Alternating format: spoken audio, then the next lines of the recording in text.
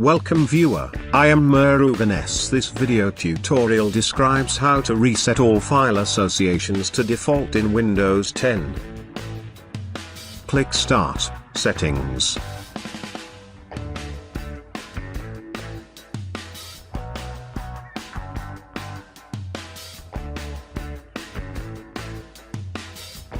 Click Apps.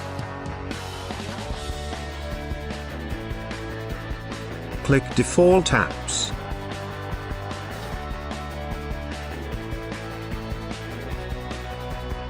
Click Reset to the Microsoft recommended defaults.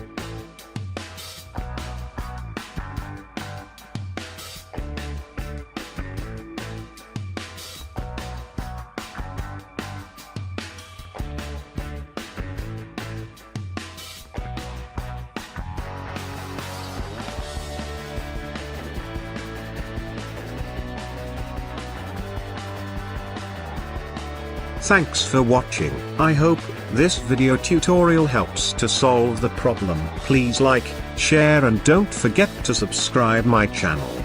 See you next video.